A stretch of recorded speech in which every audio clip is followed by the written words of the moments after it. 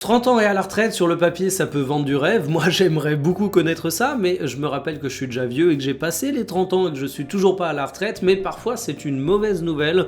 En l'occurrence, si vous êtes un joueur de foot et que vous prenez votre retraite à 30 ans, ça pue un petit peu.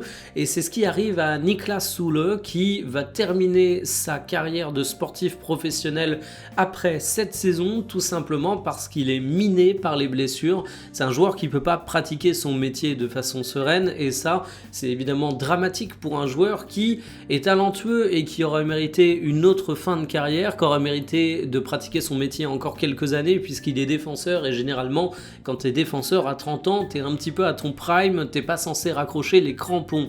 Alors évidemment, quand on regarde la petite fiche médicale de Süle, on se rend compte du problème. Il met beaucoup de temps à revenir en forme, il enchaîne les blessures, et quand t'as 30 ans, c'est généralement pas là où ça s'arrange. C'est un joueur qui a une grande carrière, il est passé par le Bayern Munich, il est au Borussia Dortmund, c'est un international allemand d'envergure. Moi je reste persuadé que les blessures ont complètement ravagé sa carrière et qu'il aurait pu être autrement plus grand. Il y a des blagues d'ailleurs sur le physique du joueur, comme quoi il n'est pas toujours fit. Bon, il y a un premier point, c'est qu'on n'a pas tous la même morphologie, et je pense que Süle, quoi qu'il fasse, il sera pas affûté comme un couteau, ou alors il y aura des vrais problèmes d'avoir assez de calories pour bien récupérer. Mais aussi, quand tu es un sportif professionnel, que tu es habitué à beaucoup t'entraîner et que tu te retrouves du jour au lendemain blessé, bah ça complique un petit peu les choses. Donc franchement, Niklas Süle, force à lui.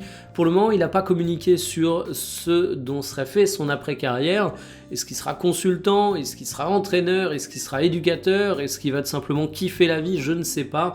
Mais je lui souhaite bon courage, parce que mentalement, prendre sa retraite sportive à 30 ans, c'est jamais simple.